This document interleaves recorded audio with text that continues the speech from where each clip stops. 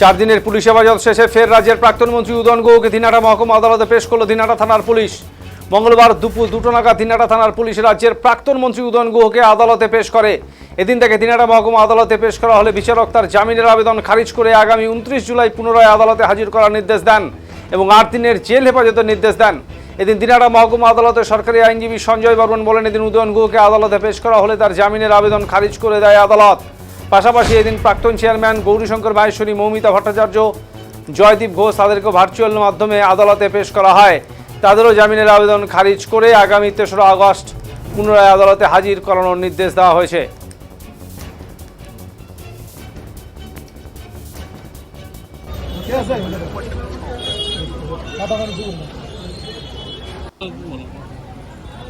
উদয়ন গুহকে আজকে পিসি থেকে আবার কোর্টে পাঠানো হয়েছিল। 4 দিনে পিসির পর্দে আজকে কোর্টে তোলা হয়েছিল এবং তার কেস রেকর্ড সব সহ কোর্ট সব কিছু বিবেচনা করে এবং তার পক্ষে লয়ারও তার জামিনের জন্য আবেদন করেছিলেন। যেহেতু কেসের ম্যাটেরিয়াল এবং কেসের গুরুত্ব বুঝে তাকে আবার জেল কাস্টডিতে পাঠিয়েছেন। আগামী 29 তারিখ তাকে আবার মাননীয় আদালতে তোলা হবে।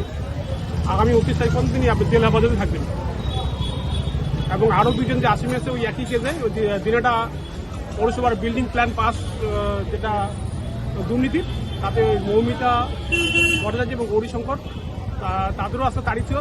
তাদের ভিসিতে তাদের পড়াশোনা হয়েছিল ভিসিতে এবং তাদের জন্য বেল পেয়ার করেছে, তাদেরও বেল পেয়ার রিজেক্ট হয়েছে। তাদের জন্য আগামী 3/8 ডেট রয়েছে, আগস্টের 3 তারিখ। আর জয়দীপ ঘোষেরও আজকে তারিখ ছিল। জয়দীপ ঘোষের পক্ষ তার লয়ার বেল বুক করেছে, তারও বেল পেয়ার রিজেক্ট হয়েছে এবং তাকেও আগামী 3 তারিখ পড়াশোনার ডেট রাখা হয়েছে ভিসিতে। আমি সঞ্জয় বর্মন, দিনহাটা।